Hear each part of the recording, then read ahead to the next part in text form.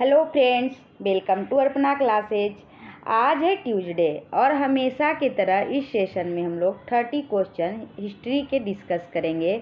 और यह सेशन काफ़ी महत्वपूर्ण होगा क्योंकि इसमें आधुनिक भारत के टॉप 30 क्वेश्चन सामाजिक सुधार आंदोलन से लिए गए हैं, जो किसी भी एग्जाम पॉइंट ऑफ व्यू से काफ़ी महत्वपूर्ण है।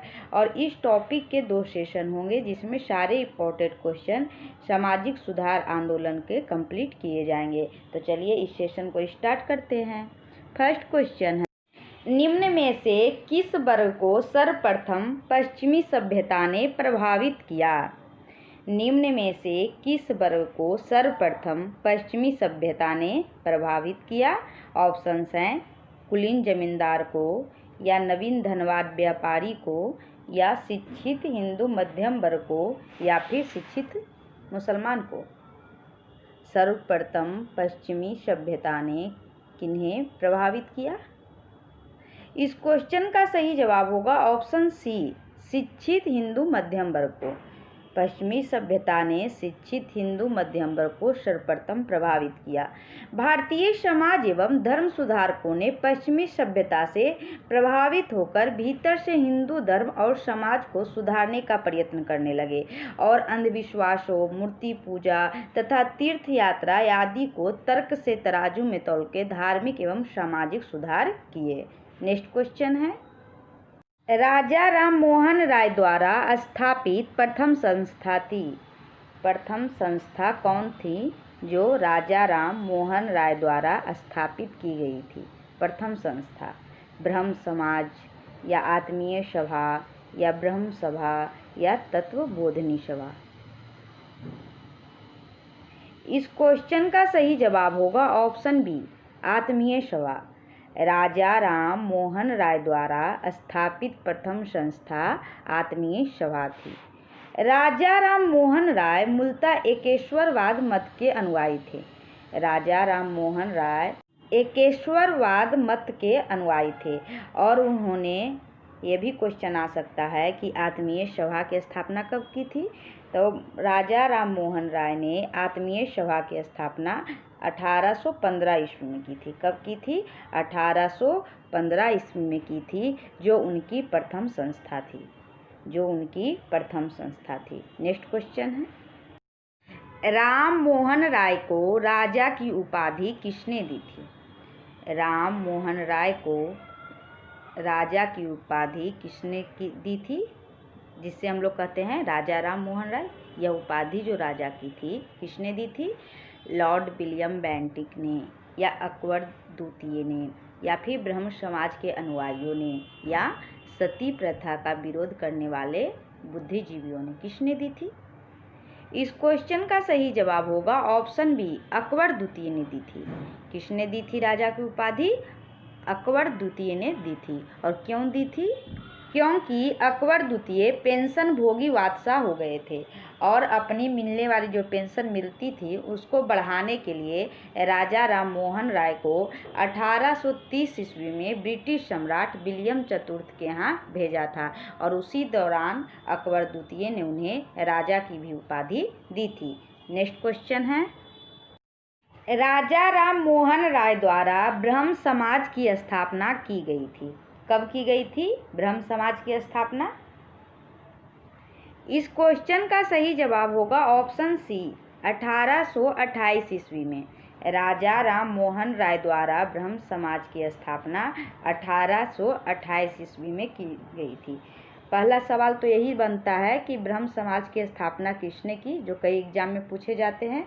उसका सही जवाब होगा राजा राम मोहन राय ने। और दूसरा सवाल की कब की, तो उसका एक्चुअल डेट है 20 अगस्त 1928। और इस सभा का उद्देश्य क्या था? इस सभा जो गठित की गई थी इसका उद्देश्य क्या था? पहला था कि चूंकि वे एकेश्वरवादी मत के थे, राजा राम मोहन राय एकेश्वरवादी मत के थे, इसीलिए उन्होंने एक ब्रह्म पूजा को उपदेश दिया और समाज में जो अलग अलग मूर्ति पूजा चल रही थी उसका विरोध किया। नेक्स्ट क्वेश्चन है, भारतीय राष्ट्रवाद का पैगंबर किसे माना जाता है? भारतीय राष्ट्रवाद का पैगंबर किसे माना जाता है? ऑप्शंस हैं M.K. गांधी को, या राम मोहन राय को, या रविन्द्रनाथ टैगोर को, या दयानंद सरस्वती को। इस क्वेश्चन का सही जवाब होगा ऑप्शन बी, राजा राम मोहन राय को। भारतीय राष्ट्रवाद का पैगंबर राजा राम मोहन राय को माना जाता है और उनके अनेकों नाम है, जैसे भारतीय पुनर्जागरण का पिता जो कई एग्जाम में पूछे जाते हैं, वो भी राजा राम मोहन राय को कहते हैं, या अतीत और भविष्य के मध्य सेतु, वो भी राजा राम मोहन राय को कहे जाते हैं। नेक्स्ट क्वेश्चन है, राजा राम मोहन राय की समाधि है, कहाँ समाधि है? कोलकाता में, या पटना में, या ब्रिस्टल इंग्लैंड में, या कनाडा में। इस क्वेश्चन का सही जवाब होगा ऑप्शन सी, ब्रिस्टल इंग्लैंड में। राजा राम मोहन राय की समाधि कहाँ है? Bristol England. चूँकि पिछले डिस्कशन में हम लोग देखे थे कि राजा राम मोहन राय को अकबर द्वितीय ने विलियम चतुर्थ के दरबार में भेजा था। कब भेजा था? 1830 ईस्वी में। और उसी दौरान राजा राम मोहन राय की इंग्लैंड के ब्रिस्टल में 1833 ईस्वी को मृत्यु हो गई और वहीं उनका समाधि स्थापित किया गया है। नेक्स्ट क्वेश्चन है, भारतीय ब्रह्म समाज के संस्थापक थे। भारतीय ब्रह्म समाज के संस्थापक कौन थे? देवेंद्रनाथ टैगोर थे, या ईश्वर चंद्र विद्यासागर थे, या केशव चंद्र सेन थे, या राजा राम मोहन राय थे। भारतीय ब्रह्म समाज के संस्थापक कौन थे? इसमें कंफ्यूज नहीं होना है। इस क्वेश्चन का सही जवाब होगा ऑप्शन सी, केशव चंद्र सेन थे। भारतीय ब्रह्म समाज के संस्थापक केशव चंद्र सेन थे।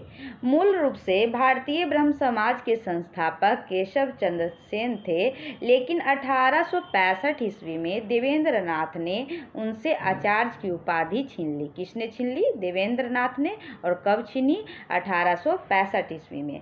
ब्रह्म समाज और भारतीय ब्रह्म समाज में कंफ्यूज नहीं होना है, क्योंकि ब्रह्म समाज के संस्थापक राजा राम मोहन राय थे और भारतीय ब्रह्म समाज के संस्थापक केशव चंद्र सेन थे। और राजा राम मोहन राय द्वारा प्रथम संस्था जो स्थापित की गई थी वह आत्मीय सभा थी। नेक्स्ट क्वेश्चन है, ब्रह्म समाज का सिद्धांत आधारित था। ब्रह्म समाज का सिद्धांत आधारित था, किस पर आधारित था? नास्तिकता पर, या अद्वैतवाद पर, या एक देववाद पर, या फिर बहुदेववाद पर। इस क्वेश्चन का सही जवाब होगा ऑप्शन सी, एक देववाद पर। एक देववाद पर ब्रह्म समाज का सिद्धांत आधारित था। और यह कब स्थापित किया गया था ब्रह्म समाज? 1828 ईस्वी में। किसके द्वारा? राजा राम मोहन राय के द्वारा। और इस समाज का उद्देश्य क्या था? ब्रह्म समाज का उद्देश्य क्या था स्थापना का? इसका 3 उद्देश्य था। पहला था कि एकेश्वरवाद की उपासना करना है, और दूसरा था कि मूर्ति पूजा का विरोध, और तीसरा था अवतारवाद का खंडन। नेक्स्ट क्वेश्चन है, 19वीं शताब्दी के उत्तरार्ध में नव हिंदूवाद के सर्वश्रेष्ठ प्रतिनिधि थे। कौन थे सर्वश्रेष्ठ प्रतिनिधि?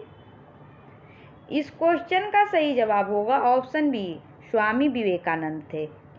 19वीं शताब्दी के उत्तरार्ध में नव हिंदूवाद के सर्वश्रेष्ठ प्रतिनिधि स्वामी विवेकानंद थे। स्वामी विवेकानंद जो नवीन हिंदू धर्म के प्रचारक के रूप में उभरे थे, और स्वामी विवेकानंद के विषय में सबसे महत्वपूर्ण फैक्ट्स है जो कई एग्जाम में देखे गए हैं।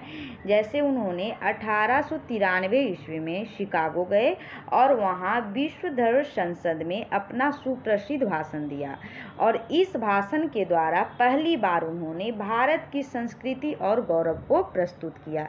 कब गए थे शिकागो? 1893 ईस्वी में, जो काफ़ी एग्जाम में पूछे भी गए हैं। नेक्स्ट क्वेश्चन है, विवेकानंद ने शिकागो में आयोजित पार्लियामेंट ऑफ वर्ल्ड रिलीजन्स में भाग लिया था। कब भाग लिया था?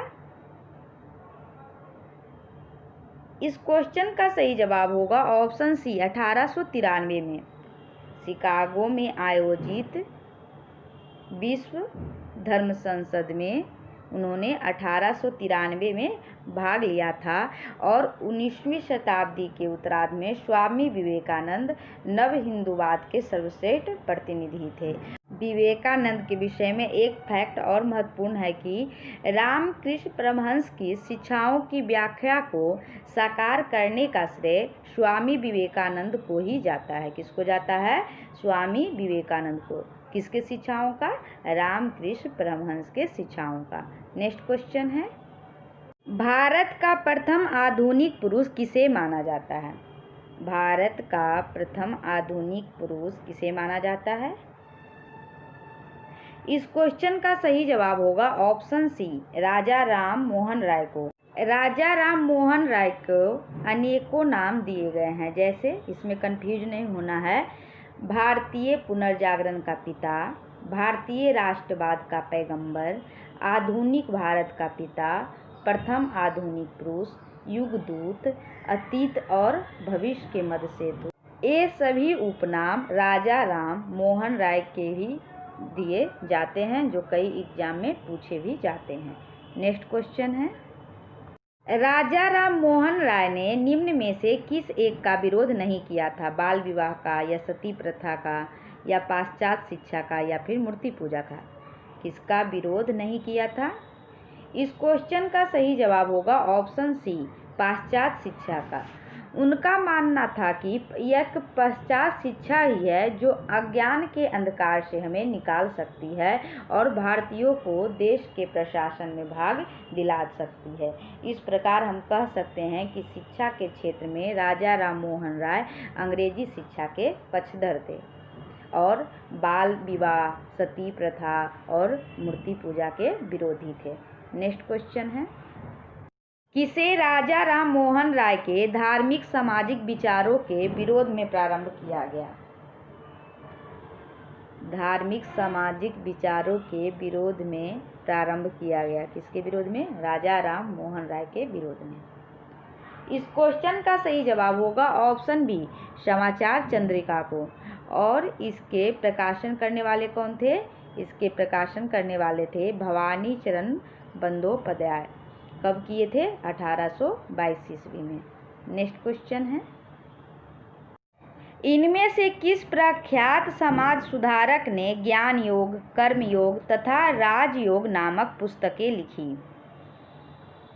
स्वामी विवेकानंद, रानाडे, या राजा राम मोहन राय, या रामकृष्ण परमहंस? किसने लिखी थी? कौन कौन किताब है? ज्ञान योग, कर्म योग या राजयोग। इस क्वेश्चन का सही जवाब होगा ऑप्शन ए, स्वामी विवेकानंद। स्वामी विवेकानंद ने ज्ञान योग, कर्म योग तथा राजयोग नामक पुस्तकें लिखी थी। और उनका एक सुप्रसिद्ध भाषण जो प्रसिद्ध है, 1893 ईस्वी में वे शिकागो गए और विश्व धर्म सम्मेलन में अपना सुप्रसिद्ध भाषण दिया। और एक क्वेश्चन और महत्वपूर्ण है, उन्होंने 1897 ईस्वी में रामकृष्ण मिशन की स्थापना की। इसमें 3 क्वेश्चन था। पहला, ज्ञान योग, कर्म योग और राजयोग पुस्तक किसने लिखी? स्वामी विवेकानंद। दूसरा, 1893 ईस्वी में शिकागो गए, वहाँ सुप्रसिद्ध भाषण दिया और विश्व धर्म सम्मेलन में भाग लिया। और तीसरा, 1897 ईस्वी में उन्होंने रामकृष्ण मिशन की स्थापना की। नेक्स्ट क्वेश्चन है, भारत में पुनर्जागरण आंदोलन का अग्रणी दूत था। भारत में पुनर्जागरण आंदोलन का अग्रणी दूत कौन था? देवेंद्र नाथ टैगोर, या केशव चंद्र सेन, ईश्वर चंद्र विद्यासागर और राम मोहन राय। कौन थे पुनर्जागरण आंदोलन के अग्रणी दूत? इस क्वेश्चन का सही जवाब होगा ऑप्शन डी, राम मोहन राय। राजा राम मोहन राय भारत में पुनर्जागरण आंदोलन के अग्रणी दूत थे। एक ही क्वेश्चन है जिसको बार बार घुमा के पूछे भी जाते हैं, जैसे भारतीय पुनर्जागरण का पिता, या भारतीय राष्ट्रवाद का पैगंबर, आधुनिक भारत के पिता, प्रथम आधुनिक पुरुष, अतीत और भविष्य के मध्य सेतु, सभी राजा राम मोहन राय के ही उपनाम हैं। नेक्स्ट क्वेश्चन है, रामकृष्ण मिशन की स्थापना किसने की थी? रामकृष्ण मिशन की स्थापना किसने की थी? रामकृष्ण परमहंस ने, या स्वामी विवेकानंद ने, या स्वामी रंगनाथानंद ने, या इनमें से कोई नहीं। इस क्वेश्चन का सही जवाब होगा ऑप्शन बी, स्वामी विवेकानंद ने। और कब की थी? रामकृष्ण मिशन की स्थापना कब की थी? 1897 ईस्वी में की। नेक्स्ट क्वेश्चन है, शारदा मणि कौन थी? शारदा मणि कौन थी? राजा राम मोहन राय की पत्नी थी, या रामकृष्ण परमहंस की पत्नी थी, या स्वामी विवेकानंद की माँ थी, या इनमें से कोई नहीं? इस क्वेश्चन का सही जवाब होगा ऑप्शन बी, रामकृष्ण परमहंस की पत्नी थी। शारदा मणि रामकृष्ण परमहंस की पत्नी थी। शारदा मणि मुखोपाध्याय, जिनका पूरा नाम था शारदा मणि मुखोपाध्याय, जो रामकृष्ण परमहंस की पत्नी थी, और उनका विवाह 1859 ईस्वी में हुआ था। कब हुआ था? 1859 ईस्वी में हुआ था। और उस टाइम रामकृष्ण परमहंस की आयु 23 वर्ष थी, जबकि उनकी पत्नी की आयु सिर्फ 5 वर्ष थी। रामकृष्ण परमहंस की आयु 23 वर्ष थी, जबकि उनकी पत्नी की आयु सिर्फ 5 वर्ष ही थी। नेक्स्ट क्वेश्चन है, ब्रिटिश साम्राज्य पूरी तरह से सड़ चुका है और हर तरह से भ्रष्ट, अत्याचारी व हीन है। यह कथन किसके द्वारा किया गया था? ऑप्शंस हैं sister Nivedita, Savitribai Phule, Annie Besant, या बाल गंगाधर तिलक। इस क्वेश्चन का सही जवाब होगा ऑप्शन ए, सिस्टर निवेदिता के द्वारा। यह कथन सिस्टर निवेदिता के द्वारा किया गया था। सिस्टर निवेदिता कौन थी? सिस्टर निवेदिता विवेकानंद की शिष्या थी। किसकी शिष्या थी? विवेकानंद की शिष्या थी। और उन्होंने ही कहा था कि ब्रिटिश साम्राज्य पूरी तरह से भ्रष्ट, अत्याचारी व हीन हो गया है। नेक्स्ट क्वेश्चन है, आर्य समाज की स्थापना का वर्ष है। आर्य समाज की स्थापना कब की गई थी? 1865 में, 1870 में, 1875 में, या 1880 में? वर्ष वाले क्वेश्चन काफ़ी कंफ्यूजिंग रहते हैं।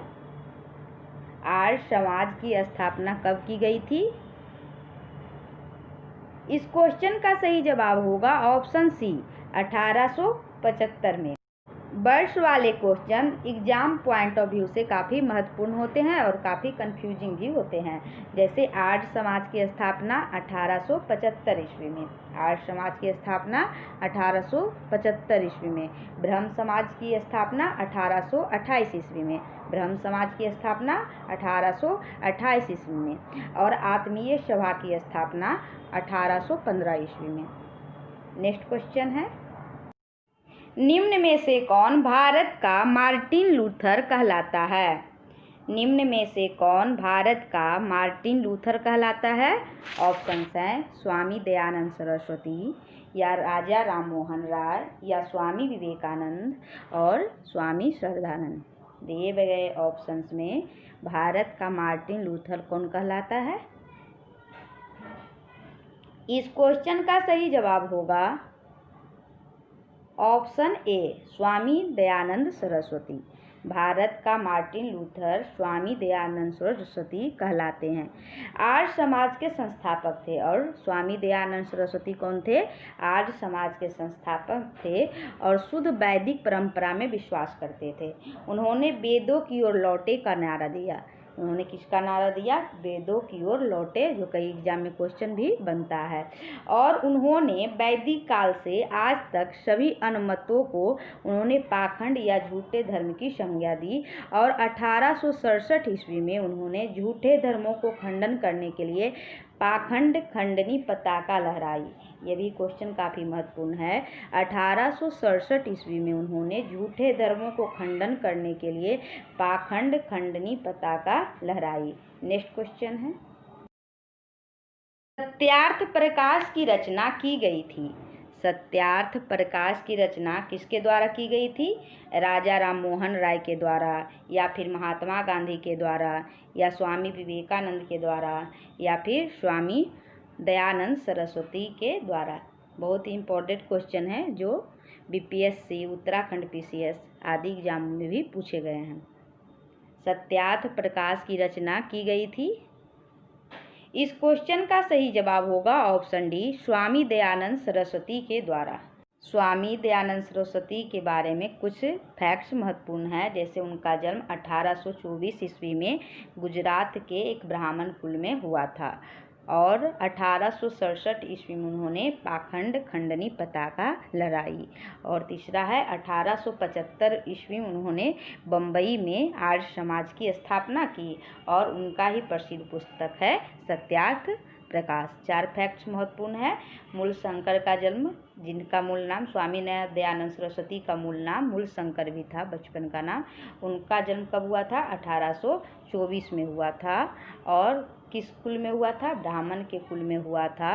और 1867 ईस्वी में उन्होंने पाखंड खंडनी पताका लहराई। और 1875 ईस्वी में कहाँ आर्य समाज की स्थापना की थी? बम्बई में।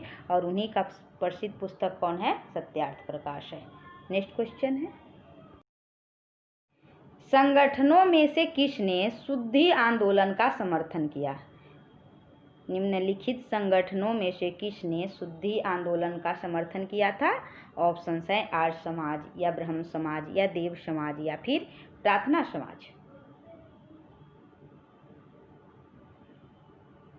इस क्वेश्चन का सही जवाब होगा ऑप्शन ए, आर्य समाज ने। स्वामी दयानंद सरस्वती जब 1875 ईस्वी में आर्य समाज की स्थापना मुंबई में की और उसी समय धर्म प्रवर्ती हिंदुओं की हिंदू धर्म में वापसी हेतु शुद्धि आंदोलन का समर्थन किया गया। उस टाइम क्या हुआ? धर्म परिवर्तित जो चल रही थी उसमें हिंदुओं की हिंदू धर्म में वापसी हेतु शुद्धि आंदोलन का समर्थन किया गया। नेक्स्ट क्वेश्चन है, किस व्यक्ति ने सर्वप्रथम स्वराज शब्द का प्रयोग किया और हिंदी को राष्ट्रभाषा माना? वह व्यक्ति कौन थे जिन्होंने स्वराज शब्द का प्रयोग किया और हिंदी को राष्ट्रभाषा माना? राजा राम मोहन राय या स्वामी दयानंद या स्वामी विवेकानंद या बाल गंगाधर तिलक? वे व्यक्ति कौन थे? इस क्वेश्चन का सही जवाब होगा ऑप्शन बी, स्वामी दयानंद। सर्वप्रथम स्वामी दयानंद सरस्वती ने स्वराज शब्द का प्रयोग किया और हिंदी को राष्ट्रभाषा के रूप में स्वीकार किया। नेक्स्ट क्वेश्चन है, किसने 1873 ईस्वी में सत्यशोधक समाज की स्थापना की थी? काफ़ी महत्वपूर्ण क्वेश्चन है जो बीपीएससी और यूपी पीसीएस दोनों पीसीएस एग्जाम में पूछे गए हैं। ऑप्शंस हैं गोपाल कृष्ण गोखले, ज्योतिबा फुले, शिवनाथ शास्त्री या इनमें से कोई नहीं। इस क्वेश्चन का सही जवाब होगा ऑप्शन बी, ज्योतिबा फुले। सत्यशोधक समाज की स्थापना 1873 ईस्वी में ज्योतिबा फुले ने की थी। इसके पहले भी हम लोग रिवाइज किए थे, जैसे आर्य समाज की स्थापना 1875 ईस्वी, ब्रह्म समाज की स्थापना 1828 ईस्वी, आत्मीय सभा की स्थापना 1815 ईस्वी और अब है सत्यशोधक समाज की स्थापना 1873 ईस्वी। 1873 ईस्वी में सत्यशोधक समाज की स्थापना ज्योतिबा फुले ने की थी और उनका जन्म 1827 ईस्वी में एक माली के घर हुआ था और उन्होंने शक्तिशाली गैर ब्राह्मण आंदोलन का संचालन किया था। नेक्स्ट क्वेश्चन है, गुलामगिरी के लेखक कौन था? गुलामगिरी के लेखक कौन था? ऑप्शंस है B.R. अम्बेडकर या ज्योतिबा फुले या महात्मा गांधी या पेरियार। गुलामगिरी के लेखक कौन था? इस क्वेश्चन का सही जवाब होगा ऑप्शन बी, ज्योतिबा फुले। उन्होंने 1873 ईस्वी में सत्यशोधक समाज की स्थापना की थी और 1827 ईस्वी में उनका जन्म हुआ था। नेक्स्ट क्वेश्चन है, लोकहितवादी उपनाम से किसे जाना जाता है? लोकहितवादी उपनाम से किसे जाना जाता है? गोपाल हरि देशमुख को या फिर महादेव गोविंद रनाडे को या ज्योतिबा फुले को या फिर बाल गंगाधर तिलक को किसे जाना जाता है लोकहितवादी के रूप में? इस क्वेश्चन का सही जवाब होगा ऑप्शन ए, गोपाल हरि देशमुख को। महाराष्ट्र के समाज सुधारक गोपाल हरि देशमुख को लोकहितवादी के रूप में जाना जाता है। उन्होंने स्त्री आंदोलन का समर्थन करते हुए स्त्री शिक्षा के प्रसार का पक्ष लिया और उन्होंने एक तरह से राष्ट्रीय आत्मनिर्भरता के रूप में अपना योगदान दिया और 1873 ईस्वी में खादी के वस्त्र पहनकर दिल्ली दरबार में उपस्थित हुए थे। कौन उपस्थित हुए थे? गोपाल हरि देशमुख, क्योंकि वे राष्ट्रीय आत्मनिर्भरता के समर्थक थे। नेक्स्ट क्वेश्चन है, महाराष्ट्र में विधवा पुनर्विवाह हेतु अभियान का नेतृत्व किया? किसने नेतृत्व किया था? महाराष्ट्र में विधवा पुनर्विवाह हेतु अभियान का नेतृत्व किसने किया था? विष्णु परशुराम पंडित ने, या B.M. मालाबारी ने, या गोपाल हरि देशमुख ने, या दादा भाई नौरोजी ने? इस क्वेश्चन का सही जवाब होगा ऑप्शन ए, विष्णु परशुराम पंडित ने।